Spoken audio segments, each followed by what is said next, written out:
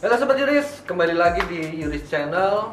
Kali ini kita berdua ini akan membahas terkait berita-berita aktual, berita-berita yang lagi viral di Bincang Hukum. Nah, di berita kali ini, akhir-akhir ini ada berita nih bro terkait pembunuhan 2 orang begal yang terjadi di Lombok Tengah. Oke. Ya, jadi kita akan membahas itu. Untuk Sobat Yuris, jangan kemana-mana, tetap simak video ini.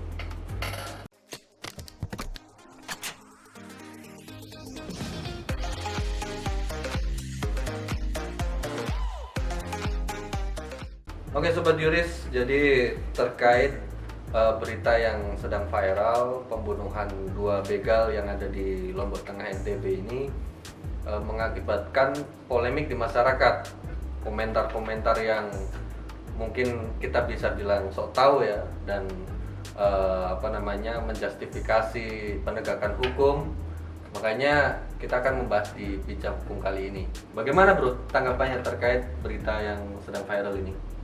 Jadi begini, ketika misalnya kita berbicara tentang hukum pidana dalam kaitannya dengan proses yang ada di Lombok Tengah yang kemudian kemarin agak viral ditanggapi banyak masyarakat karena pelaku begal, korban begal itu ditetapkan sebagai tersangka. Nah, harus kita paham dulu nih alur proses di dalam pidana. Jadi dalam proses pidana ini, ketika terjadi suatu perbuatan, maka dilakukan namanya penyelidikan. Nah, penyelidikan ini fungsinya untuk membuat terang suatu perbuatan tersebut, apakah perbuatan itu merupakan suatu perbuatan pidana atau bukan. Betul. Yang kedua, setelah kemudian perbuatan tersebut dinyatakan merupakan suatu perbuatan pidana, maka selanjutnya kita mencari tahu. Polisi berkewajiban mencari tahu siapa sebenarnya pelaku dari perbuatan tersebut. Ya. Nah, ketika misalnya sudah diketahui atau ditemukan siapa pelakunya yang kemudian didukung dengan 2 alat bukti permulaan, maka kewajiban polisi itu menetapkan si pelaku sebagai tersangka. Betul. Nah, apakah penetapan tersangka ini konsekuensinya akan terpidana juga? Belum tentu. Iya. Ini yang harus dipahami masyarakat. Betul. Bahwa penetapan tersangka belum tentu merupakan suatu prosesnya nanti akan menghasilkan pidana. Iya. Nah, ini yang harus kita garis bawahi dulu. Dan memang di sini pihak kepolisian itu sebagai corong pertama penegakan hukum, gitu ya bro ya? Betul. Karena terkait misalnya komentar-komentar karena si Amak Sakti atau korban Amak Sinta ya, Amak Sinta ini melakukan pembelaan terpaksa, entah nanti itu sebagai alasan pembenar atau pemaaf, itu di luar konteks kewenangan kepolisian. Ya, betul. Jadi harus kita pahami bahwa penetapan tersangka itu merupakan suatu kewajiban kepolisian. Tetapi apakah nanti penetapan tersangka itu akan menghasilkan vonis pidana itu belum tentu, karena itu nanti di ranahnya hakim yang akan menentukan apakah perbuatan yang dilakukan oleh korban begal ini merupakan perbuatan pidana yang bisa dijatuhi pidana atau tidak. Betul, ya. Dan yang jelas dengan bukti-bukti yang kuat juga ya dari pihak pelaku ya, tersangka ini ya. Iya. Kemarin kan sudah kita dengar bahwa prosesnya ini diambil alih oleh Polda NTB. Betul. Nah, di sini saya kira proses penanganannya akan lebih profesional, sehingga polemik-polemik yang ada di masyarakat itu sedikit demi sedikit akan menghilang. Dan memang kan karena ini menyebabkan polemik di masyarakat, kemudian pihak Polda NTB merasa ya kita tariklah di penanganannya di Polda, seperti itu kan ya? Iya. Mungkin kalau saya melihat kemarin ini bahwa karena ada seorang penegak hukum yang melakukan press release kemudian menyatakan yang ditanya oleh seorang wartawan sehingga jawabannya itu agak nyeleneh dan itu yang menyebabkan polemik ke masyarakat toh? Sebenarnya kurang pas menyatakan seperti itu. Walaupun sebenarnya tidak salah. Betul. Namun kita harus paham bahwa tidak semua masyarakat kita ini mampu memahami proses hukum yang ada. Jadi setidaknya kita menjelaskan bahwa dalam proses tersebut kita hanya berkewajiban atau Polri hanya berkewajiban melakukan penyidikan sampai penetapan tersangka ya. Kemudian nanti berkasnya akan dilimpahkan ke kejaksaan. Dilakukan nanti di sananya dakwaan dan penuntutan. Ya bro, kemudian kan terkait penentuan bahwa tersangka tersebut bersalah atau tidak kan ini bukan ranahnya dari kepolisian ya. Betul ini sekali. kan ranahnya di pengadilan. Jadi masyarakat tidak boleh berasumsi bahwa penegakan di kepolisian sudah tidak adil kan seperti Iya. itu. Nah, jadi ini ada berita yang menurut saya menarik dan perlu kita tanggapi juga, bro. Ada suatu organisasi praktisi juga ya, dia menanggapi kasus yang terjadi atas pembunuhan 2 begal itu. Mereka menyayangkan sikap kepolisian menetapkan tersangka dan dari organisasi ini menyatakan bahwa harusnya polisi mencabut status tersangkanya. Itu kira-kira bisa nggak kayak gitu? Jadi begini, dalam kasus begal yang kemarin terjadi di Lombok Tengah, harusnya mereka paham dulu bahwa ada 2 laporan kepolisian di situ. Yang pertama yaitu pembegalan, kemudian yang kedua yaitu pembunuhan. Nah, terkait kasus pembunuhan, kemudian mau dinyatakan seharusnya dicabut penetapan tersangkanya, saya kira itu sangat keliru. Karena di sana tidak ada kewenangan ataupun dasar hukum yang bisa dipakai oleh kepolisian untuk mencabut hal tersebut. Jadi misalnya dalam ranah kepolisian sudah selesai, nanti itu di tahap kejaksaan yang melakukan penuntutan. Nah, di tahap kejaksaan ini barulah kemudian ada celah. Nah, itu diatur di dalam sendiri bahwa di dalam proses kejaksaan atau penuntutan nanti ada namanya istilah mengenyampingkan suatu perkara demi kepentingan umum. Nah, apakah perkara ini bisa dianggap dikesampingkan karena kepentingan umum, itu tergantung pertimbangan nanti jaksa agung, karena jaksa agung yang memiliki kewenangan tersebut. Tapi dari Kapolri sendiri nggak ada ya kewenangan untuk membuat seperti itu? Di dalam kepolisian sendiri atau Polri sebenarnya kita tidak mengenal yang namanya proses pencabutan tersangka ketika memang alat bukti permulaan itu sudah terpenuhi ya. Iya.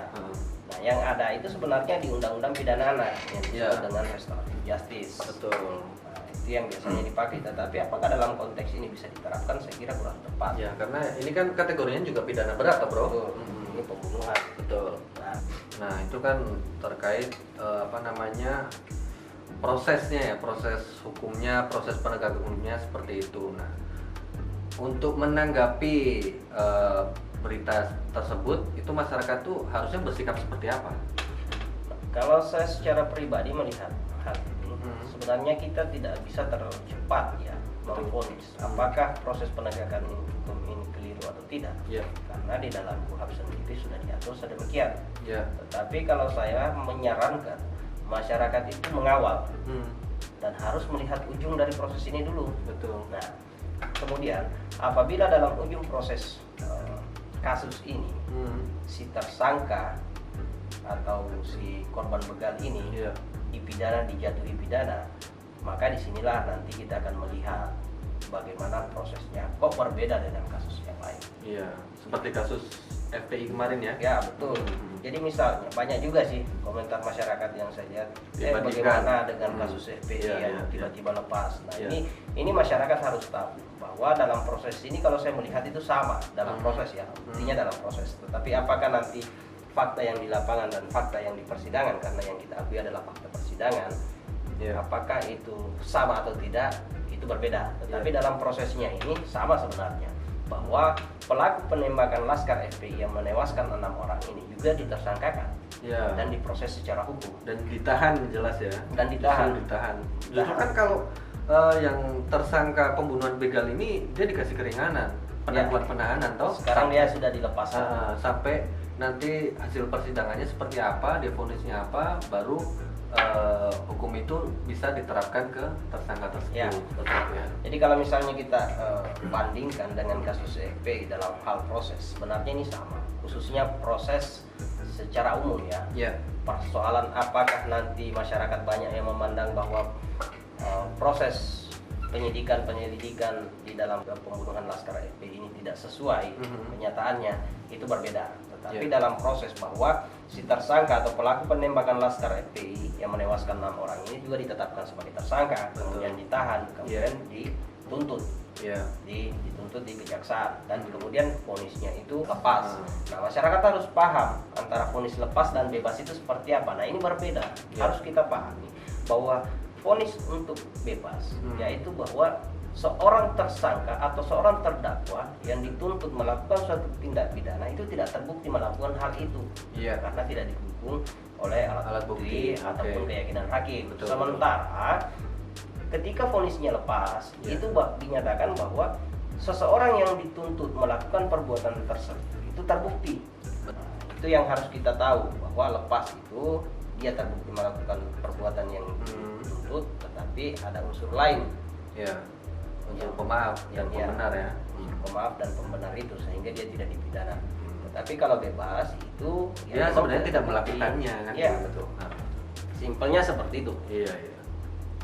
Ya, jadi kalau saya mau menanggapi ya bro, terkait ada komentar juga nih dari netizen, dari masyarakat yang membandingkan perkara yang ada di NTB, perkara pembunuhan begal yang ada di NTB dengan perkara pembunuhan begal yang ada di Bekasi tahun 2018 silam, yang mana ini perkara ini dihentikan, tapi kan nggak serta-merta seperti itu kan? Jadi begini, dalam proses penghentian penyidikan itu tidak bisa dilakukan apalagi kalau misalnya sudah ditetapkan sebagai tersangka. Artinya penetapan tersangka itu sudah melalui proses dengan berbagai macam barang bukti dan alat bukti yang ada. Nah, polisi di sini tidak serta-merta bisa langsung menghentikan proses tersebut atau mencabut status tersangkanya, kecuali misalnya jika mau disandingkan dengan kasus yang ada di Bekasi itu kan atas dasar desakan dari Menko Polhukam, itu Bapak Mahfud MD. Nah, di sini kalau kita berbicara terkait kewenangan Polri, maka di dalam KUHP itu tidak diatur polisi bisa mengenyampingkan suatu perkara atau memberikan diponering seperti halnya di dalam tingkat kejaksaan. Seperti yang tadi dijelaskan ya. Iya, di kejaksaan itu kan jelas diatur bahwa apabila ada suatu perkara yang menimbulkan atau berbenturan dengan kepentingan umum, maka dapat dikesampingkan dengan izin Jaksa Agung. Iya, betul. Jadi itu berbeda. Itu juga menjadi pelajaran ya bagi masyarakat, bagi sobat yuris. Jangan kita langsung menjustifikasi lah yang dulu bisa dihentikan, kenapa ini tidak, kan tentu hal itu harus ada prosesnya masing-masing kan. Kalau saya melihat dalam proses ini seharusnya itu pemerintah juga hadir untuk melakukan tekanan ataupun penegasan kepada pihak penegak hukum bahwa dalam hal kasus tertentu itu memang bisa disamakan. Contoh kasus seperti di Bekasi itu. Jadi hal ini juga bisa mengurai polemik yang ada di masyarakat. Karena ketika misalnya statusnya sudah ditetapkan tersangka, maka otomatis sudah dianggap memenuhi alat bukti. Nah, apakah perbuatan itu kemudian nanti itu karena daya paksa atau formal, bagaimana diatur dalam pasal 48 kita atau pasal 49 ayat 1 ayat 2 yaitu pembelaan terpaksa dan terpaksa melampaui batas.